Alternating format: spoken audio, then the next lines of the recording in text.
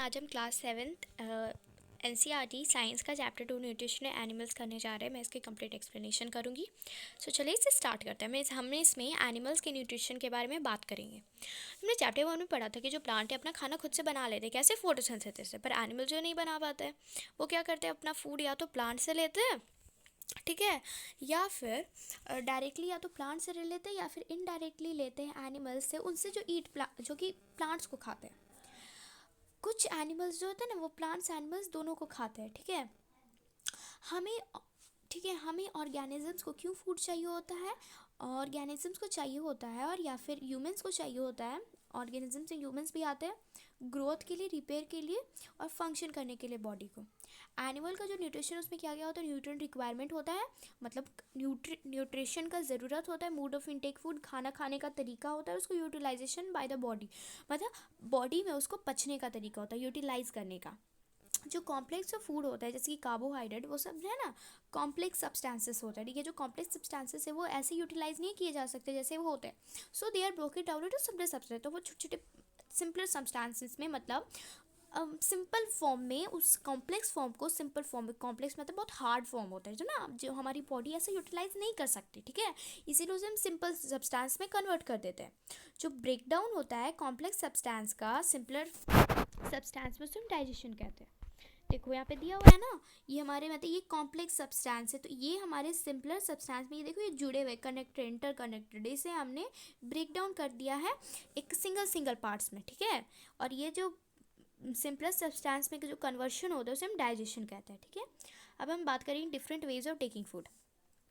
जो मूड है फूड लेने का वो क्या है, वैरी होता है, अलग, मतलब चेंज करता है, अलग अलग होता है अलग अलग ऑर्गेनिजम्स में। जो बीज और हमिंग बर्ड्स होते हैं वो क्या करते हैं, सक करते हैं नेक्टर प्लांट्स का। और जो इन्फेंट्स होते हैं ह्यूमन के, यानी कि जो बच्चे होते हैं ह्यूमन के, वो ना अपनी मम्मी के दूध में यानी कि मदर्स मिल्क पे फीड करते हैं।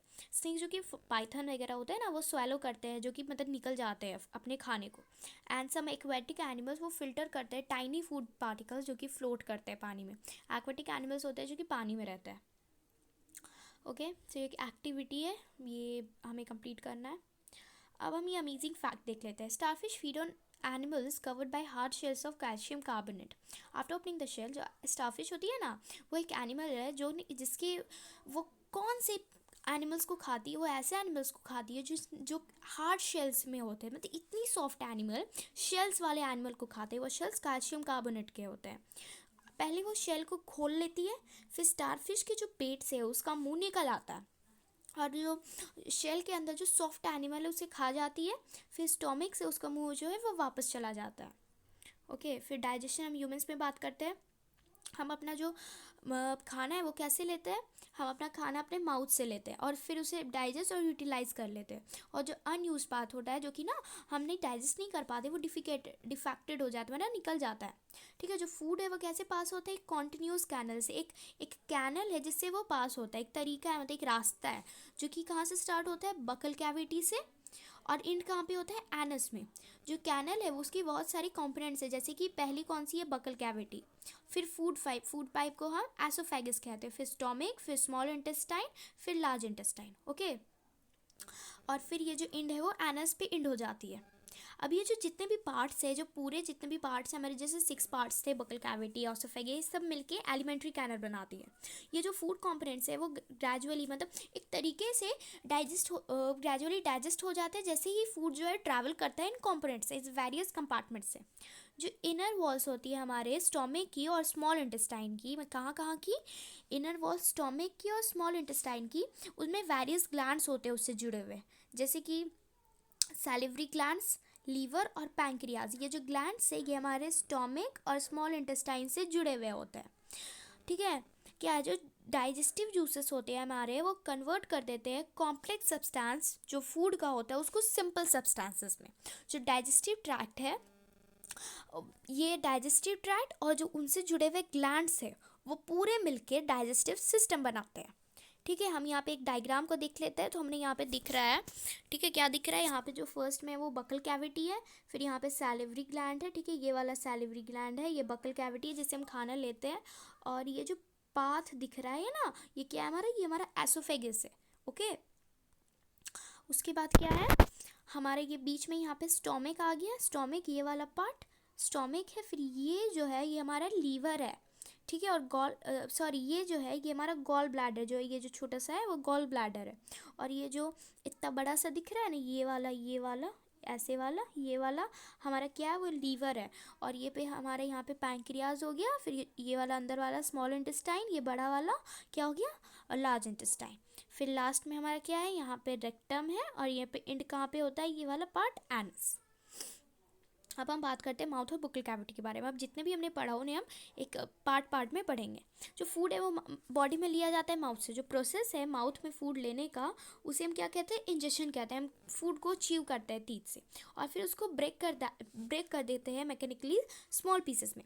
जो हमारा हर टूथ है, यानी कि एक एक टीथ को जो ना सिंगुलर होता है टूथ, वो एक सेपरेट सॉकेट में होता है गम्स में। हमारा जो टीथ है वो वैरी करता है अपीयरेंस में, मतलब दिखने में परफॉर्म करता है अलग अलग फंक्शंस भी। ओके, अब हम एक यहाँ पे मिल्क टीथ और परमानेंट टीथ के बाद बात कर लेते हैं। आपको याद होगा कि कुछ साल पहले आपकी दांत जो है ना झड़े थे, टूटे थे। जो फर्स्ट सेट ऑफ टीथ होता है, जो कि ना हमारा बचपन के टाइम में ग्रो होता है, जैसे कि 1 ईयर के पहले ये ग्रो होने लगता है, ठीक है, उसे हम मिल्क टीथ कहते हैं। और ये जो मिल्क टीथ है वो 6 से 8 साल के बीच में टूट जाते हैं, बिटवीन 6 to 8 ईयर्स। जो सेकेंड सेट ऑफ टीथ है जो कि रिप्लेस करता है मिल्क टीथ को, उसे हम परमानेंट टीथ कहते हैं। जो परमानेंट ट्री है वो पूरी ज़िंदगी में चलता है, और ओल्ड एज यानी कि बूढ़े टाइम में वो टूट जाता है, या फिर कभी डेंटल डिजीज़ के वजह से, दांत में कुछ दिक्कत होता है उसके वजह से। ओके, अब हमारे एक एक्टिविटी है, हमें अपने हैंड्स को वॉश करना है और अपने देखना है मतलब मिरर में, और अपने टीथ को काउंट करना है। हम अपने इंडेक्स फिंगर को यूज़ कर सकते हैं अपने टीथ को फील करने में। आपको पता चलेगा कि बहुत डिफरेंट काइंड्स ऑफ टीथ है। फिर हमें एक पीस ऑफ एप्पल लेना है, ठीक है, और उसे, या फिर ब्रेड लेना है और उसे खाना है। अब हम पता करना है कि कौन सा टीथ को हमने काटने के लिए यूज़ किया, कौन सा टीथ को चिबाने के लिए यूज़ किया, ठीक है। तो मैं आपको बता देती हूँ ये चीज़। ये जो इंसीजर होता है हमारा, ये क्या चीज़ में यूज़ होता है, ये हमारा यूज़ होता है बिटिंग एंड कटिंग में। और ये जो कैनाइंस होते हैं, ये वाले टीथ्स, ठीक है, ये वाले ये पाइसिंग और टीयरिंग में, किसी चीज़ को नोचने में या फिर काटने में। फिर ये जो प्री मोलर्स होते हैं दोनों साइड पे, वो क्या चीज़ में यूज़ होते हैं, चीविंग एंड ग्राइंडिंग, चिबाने में। और ये मोलर भी चीविंग एंड ग्राइंडिंग में, ठीक है। अब है एक्टिविटी 2.3। हमारा माउथ जो है ना सैलिवरी ग्लैंड्स होता है, जो कि सिक्रीट करता है सालिवा। हमें पता करना है क्या है एक्शन है सालिवा का फूड में। ये 2.3 में पता चलेगा। हम 2 टेस्ट ट्यूब लेना है, एक को ए लिखना है और दूसरे में बी लिखना है। एक टेस्ट ट्यूब ए में हमें क्या करना है, 1 टीस्पून फूड, मतलब 1 टीस्पून बॉइल्ड राइस डालना है। और टी ट्यूब बी में हमें चीविंग राइस डालना है, ठीक है, यानी कि चीव किया हुआ राइस, बॉइल्ड राइस को हम चीव करके डालना है। और फिर हमें उसमें 3 या 4 ml वाटर डालना है दोनों में। फिर हमें 2 या 3 ड्रॉप्स ऑफ वाइडीन सॉल्यूशन डालना है दोनों ही टेस्ट ट्यूब में, एक में चीव राइस से, एक में नॉर्मल राइस से। क्या कुछ कलर में चेंज होता है? ये जो सालिवा है, सालिवा जो हमारा है वो ब्रेक डाउन कर देता है स्टार्च को शुगर्स में। तो क्या हुआ ना, ये जो है हमारा चीव्ड राइस है, मतलब नॉर्मल राइस, उसमें ब्लू ब्लैक कलर आएगा क्योंकि वो दिखाता है आयोडीन प्रेजेंट है उसमें, स्टार्च प्रेजेंट है। पर क्या होता है, जो सालिवा है, जब हमने च्यू कर लिया राइस को, उसमें कोई भी कलर डिफरेंस नहीं होगा, क्योंकि जो सालिवा है स्टार्च को ब्रेक कर देता है चीनी में, शुगर्स में। अब the tongue is a fleshy muscular organ attached at the back to the floor of the buccal cavity. जो टंग है वो एक फ्लैशी मस्कुलर ऑर्गैन है, जो कि ना हमारे बकल कैविटी के लास्ट में रहता है। वो ना सारे डायरेक्शन में मूव कर सकता है। हम अपने टंग को यूज़ करते हैं बात करने में, और ये ना क्या करता है, सालिवा को भी, जो सालिवा होता है उसको फूड से मिक्स करने में भी हेल्प करता है। हम अपना जो फूड को टेस्ट भी टंग से करते हैं, उसमें टेस्ट बर्ड्स होते हैं, मतलब टेस्ट बर्ड्स होते हैं जो कि डिटेक्ट करते हैं जो डिफरेंट टेस्ट ऑफ फूड। इसको हम फर्दर पढ़ने के पहले हम ये स्वीट्स एंड टूथ डिके के बारे में पढ़ लेते हैं। जो नॉर्मली बैक्टीरिया हैं जो कि प्रेजेंट होते हैं हमारे माउथ में, वो हार्मफुल नहीं होते हैं। पर अगर हम अपने टीथ को क्लीन या 3 और टीथ और माउथ को क्लीन नहीं करेंगे खाने के बाद तो बहुत सारे हार्मफुल बैक्टीरिया भी उसमें ग्रो होने लगते हैं। ये जो बैक्टीरिया होते हैं वो ब्रेक डाउन कर देते हैं शुगर्स को, शुगर ब्रेक डाउन कर देते हैं जो शुगर्स जो कि प्रेजेंट होते हैं फूड लेफ्ट ओवर फूड से, और रिलीज़ करते हैं एसिड्स, यानी कि शुगर से एसिड बनाते हैं। जो एसिड है वो ग्रेजुअली हमारे टीथ को डैमेज कर देता है। वो डैमेज जो करता है उसे हम टूथ डिके कहते हैं। अगर वो नहीं टाइम में ट्रीट किया गया तो वो बहुत सारा टूथ एक और एक्सट्रीम केसेस क्या होता है कि हमारा कभी कभी जो टूथ भी है ना वो लॉस हो जाता है, मतलब टूथ भी हमारा टूट जाता है। जो चॉकलेट, स्वीट, सॉफ्ट ड्रिंक्स और अदर शुगर प्रोडक्ट्स है वो मेजर कल्प्रेट्स है टूथ डिके के। देयरफॉर हमें क्लीन करना चाहिए अपने टीथ को एक ब्रश से या फिर दातून से या फिर एक डेंटल फ्लॉस से। डेंटल फ्लॉस क्या होता है? ये एक स्पेशल स्ट्रॉन्ग थ्रेड होता है जो कि दो टीथ के बीच में मूव किया जाता है, जो कि बीच में जो टीथ हो ना ट्रैप्ड फूड पार्टिकल्स निकालने के लिए। 2 बार हमें कम से कम ये काम करना चाहिए। और हमें अपने मुंह को हर बार धोना चाहिए पानी से हर खाना खाने के बाद। और हमें डर्टी फिंगर्स या फिर कोई अनवॉश ऑब्जेक्ट भी अपने माउथ में नहीं डालना चाहिए। अब कभी कभी क्या होता है ना, कभी कभी जब हम बहुत जल्दी में खाते हैं या फिर हंसते हैं खाने टाइम, तो हमें खांसी होती है या फिर हिचकी आती है। हिक्कप्स मतलब हिचकी, या फिर चॉकिंग सेंसेशन मतलब हमारे एक चॉक हो जाता है गला अचानक से, ठीक है। ये हैपन होता है जब फूड पार्टिकल ना वाइन पाइप में अटक जाता है। जो वाइन पाइप है वो कैरी करता है एयर कहाँ से, नॉस्ट्रल्स से लंग्स तक।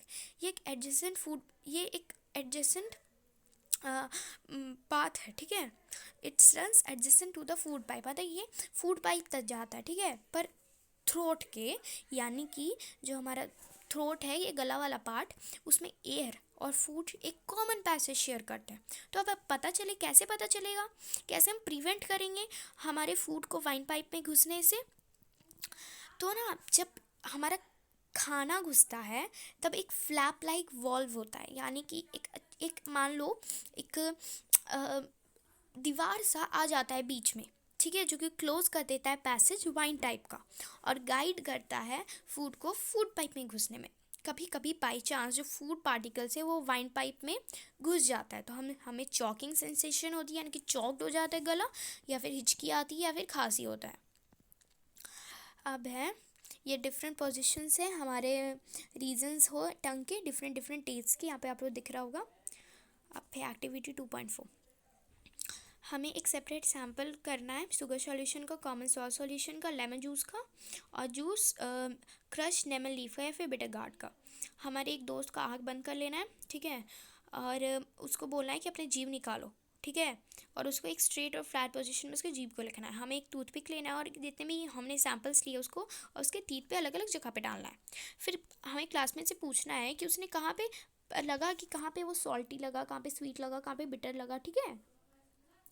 तो अब है the food pipe and oesophagus. जो सॉलिड फूड है वो पास होता है फूड पाइप या फिर उसे हम एसोफेगस कहते हैं। जो फूड पाइप है वो रन करता है along the neck and the chest. जो फूड पाइप है वो नेक से चेस्ट तक जाता है। जो फूड पाइप है वो पुश करता है फूड को, ठीक है। जो कि फूड कैसे पुश होता है, movement of the wall of the food pipe. जो फूड पाइप का वॉल का जो मूवमेंट, उससे जो फूड है वो नीचे जाता है। एक्चुअली जो मूवमेंट है ये एलिमेंट्री कैनल में, पूरे एलिमेंट्री कैनल में होती है और जो फूड को पुश करती है नीचे। कभी कभी हमारे जो फूड है ना एक्सेप्ट नहीं कर पाता है, हमारे पेट जो है हमारा एक्सेप्ट नहीं कर पाता है बाय द स्टोमक फूड जो है, तो वो कभी कभी वॉमिट हो जाता है, उल्टी हो जाती है। ये क्यों होता है? क्योंकि तब ना ये जो हमारा जो मूवमेंट होता है उसमें पता है क्या कहते हैं, ये हमारी बुक में नहीं दिया है, मैं आप एक्स्ट्रा नॉलेज के लिए, ये जो मूवमेंट होता है हमारा एलिमेंट्री कैनल का उसे हम क्या कहते हैं, पेरिस्टेल्सिस। क्या कहते हैं? पेरिस्टेल्सिस। और हमारा फूड वॉमिट आउट क्यों हो जाता है? By the movement of anti peristalsis, ठीक है। क्या? Anti peristalsis. जो उसमें मैंने एंटी नीचे लिखा है, एंटी पेरिस्टेल्सिस। जो फूड का जो मूवमेंट है वो ऊपर की तरफ जाने लगता है, इसीलिए हमारा जो फूड है वो वॉमिट आउट हो जाता है।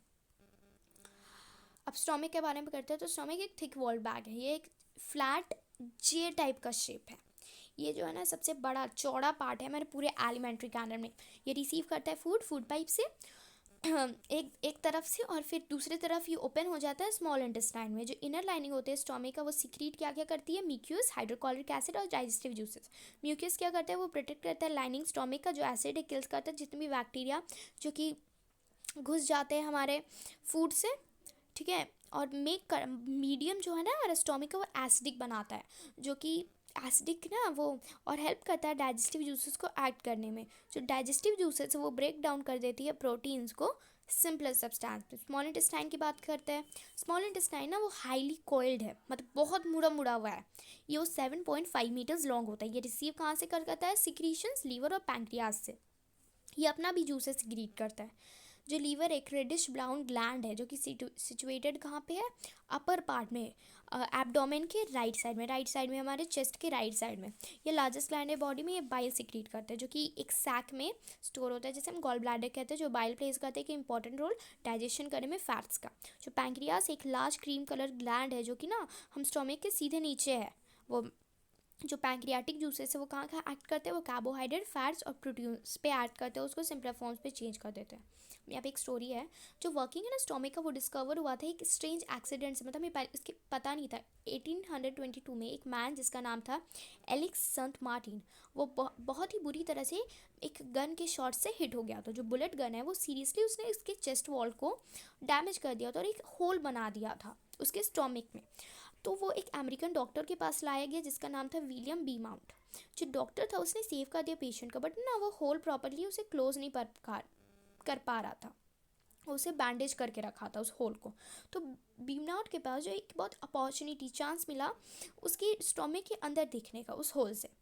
उसने कुछ वंडरफुल ऑब्जर्वेशंस बनाए। Beaumont found that the stomach was churning food. जो बीमनाउट को पता चला कि जो स्टोमक वो चर्न करती है फूड को, मतलब हिलाती है डुलाती है, ठीक है। इसके जो वॉल है वो सिक्रीट करते हैं एक फ्लूइड, एक टाइप का जूस सिक्रीट करते हैं, जो कि डाइजेस्ट करते हैं फूड को। उसने ये भी ऑब्जर्व किया, जो स्टोमक जो एंड है स्टोमक का, वो ओपन करता है इंटेस्टाइन में, और डाइजेशन के बाद जो है फूड, डाइजेशन जो होता है फूड का, वो स्टोमक के अंदर कंप्लीट हो जाता है। अम, अ, उसने स्टोमक कब इंटेस्टाइन में खोलता है अपना फूड, मतलब कब भेजता है? जब उसका स्टोमक का डाइजेशन वो कंप्लीट हो जाता है। तो मतलब 1822 के पहले हमें नहीं पता था कैसे हमारा फूड जो डाइजेस्ट होता है। अब ये जो पार्टली डाइजेस्ट फूड होता है, मतलब आधा डाइजेस्टेड फूड होता है, वो रीच करता है लोअर पार्ट स्मॉल इंटेस्टाइन का, जहाँ पे इंटेस्टाइनल जूसेस जो है कंप्लीट करते हैं डाइजेशन सारे कंपोनेंट्स फूड के। जो कार्बोहाइड्रेट है वो वहाँ पे शुगर्स में ब्रोकन डाउन हो जाता है, जब वो शुगर जैसे कि ग्लूकोज, फैट्स फैटी एसिड्स या फिर ग्लीसरॉल में, और प्रोटीन्स अमीनो एसिड्स में। Absorption in the small intestine.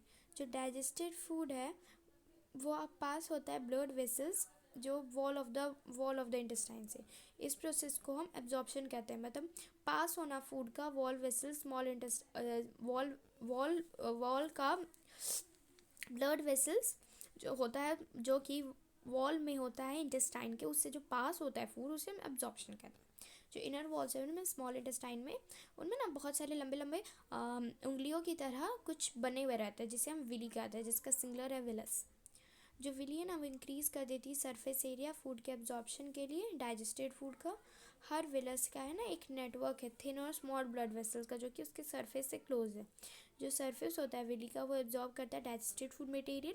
जो एब्जॉर्ब सब्सटेंसेस है वो ट्रांसपोर्ट होता है ब्लड वेसल से डिफरेंट ऑर्गन्स में बॉडी, जहाँ पे वो बिल्ड करते हैं कॉम्प्लेक्स सब्सटेंसेस, जैसे कि प्रोटीन्स जो कि बॉडी को रिक्वायर्ड होती है, इसे हम एसिमिलेशन कहते हैं।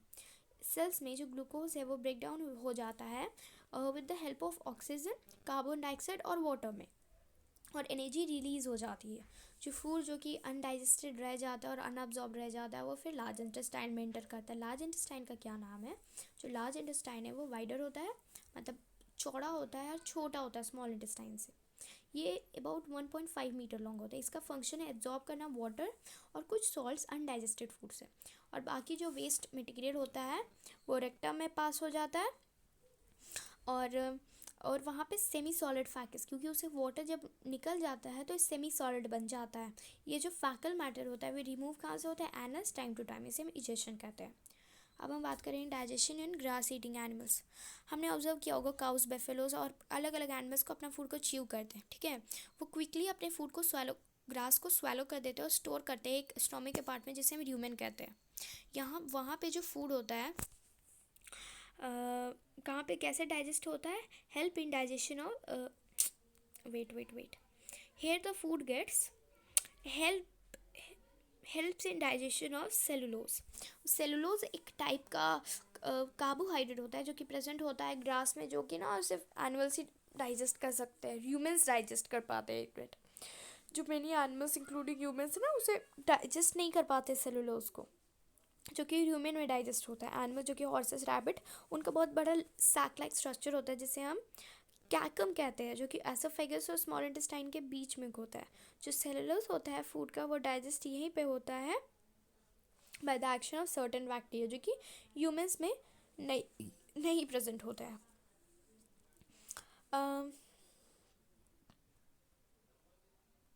एक मिनट, हेयर द फूड, यहाँ पे जो फूड है, सॉरी मैंने आपको पहले वो पढ़ा दिया, वो पार्टली डाइजेस्ट होता है और उसे हम कर्ड कहते हैं, पार्टली डाइजेस्ट फूड को कर्ड कहते हैं। पर लेटर जो कर्ड वो रिटर्न हो जाता है माउथ में स्मॉल लम्प्स में, ठीक है, और जो एनिमल उसे च्यू करती है। ये जो प्रोसेस इसे यूमिनेशन कहते हैं और इन एनिमल्स को रूमिनेंट्स कहते हैं। जो ग्रास में बहुत सेलुलोज होता है, ये एक टाइप का कार्बोहाइड्रेट होता है जो ruminants like cat, deer etcetera, जो कि बैक्टीरिया जो कि रूमेन में प्रेजेंट होता है ना, वो हेल्प करता है डाइजेशन में सेलुलोज में। मैनी एनिमल्स इंक्लूडिंग ये सब नहीं डाइजेस्ट कर पाते सेलुलोज को। एनिमल्स जो कि हॉर्सेस वगैरह होते हैं वो इसे डाइजेस्ट कर पाते हैं। अब हम डायरिया के बारे में बात करते हैं।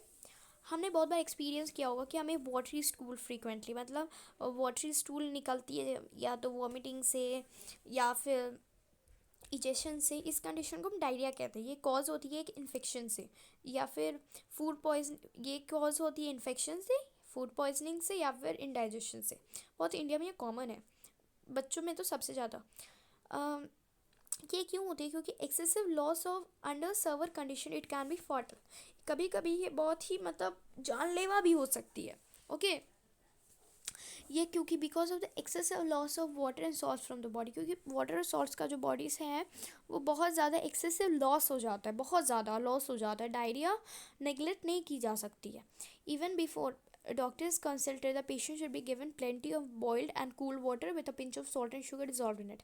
डॉक्टर में जाने से पहले जो पेशेंट है उसको देनी चाहिए गर्म पानी जिसे ठंडा कर दिया जाए, और फिर उसमें एक पिंच ऑफ सॉल्ट डाल दी जाए और शुगर उसमें डिज़ोल्व करके देना चाहिए। इसे हम ओरल डिहाइड्रेशन सॉल्यूशन कहते हैं, ORS। ठीक है, अब हम बात करेंगे feeding and digestion in amoeba. Amoeba एक माइक्रोस्कोपिक सिंगल सेल ऑर्गेनिज्म है जो कि पॉन्ड वाटर में पाई जाती है। अमीबा का सेल मेम्ब्रेन राउंडेड होता है, डेंस न्यूक्लियस और बहुत सारे स्मॉल बबल लाइक वैक्यूल्स होते हैं उसके साइटोप्लाज्म में। अमीबा कॉन्स्टेंटली अपने पोजीशन को चेंज करते रहती है। वो अपना जो फिंगर लाइक प्रोजेक्शंस होता है जिसे हम पेसिडोपोडिया कहते हैं या फिर फॉल्स फीट, वो मूवमेंट के लिए और कैप्चर करने के लिए फूड को यूज़ करती है। ओके, सो और चैप्टर इज़ कंप्लीट। अच्छा हाँ, यहाँ पे भी है। अमीबा जो है वो सब कुछ माइक्रोस्कोपिक ऑर्गेनिज्म से फीड करती है। जब वो फूड को सेंस करती है तो अपने पेसिडोपोडिया को बाहर निकाल देती है और उसे इनगल्फ कर लेती है, चारों तरफ से घेर लेती है। जो फूड कहाँ पे ट्रैप्ड होता है? फूड वैक्यूल में, और जो डाइजेस्टिव जूसेस है वो सीक्रेट होती है फूड वैक्यूल में। वो एक्ट करते हैं फूड पे और ब्रेक डाउन कर देते हैं उसे सिंपल सब्सटेंसेस में। ग्रेजुअली जो डाइजेस्टेड फूड है वो अब्जॉर्ब हो जाता है। जो अब्जॉर्ब सब्सटेंसेस है वो ग्रोथ, मेंटेनेंस और मल्टीप्लिकेशन के लिए यूज़ होता है। जो अनडाइजेस्टेड रेसिड्यू होता है फूड के वो एक्सपेल्ड हो जाते हैं आउटसाइड बाय द वैक्यूल। जो बेसिक प्रोसेस है डाइजेशन का फूड और रिलीज़ करने का एनर्जी, वो सेम है सारे एनिमल्स में। लेटर चैप्टर में हमें पता चलेगा ट्रांसपोर्ट ऑफ फूड या फिर absorb by the intestine to the various parts of the body. So now our chapter is complete. I hope all of you like it. So thank you. Have good and stay safe.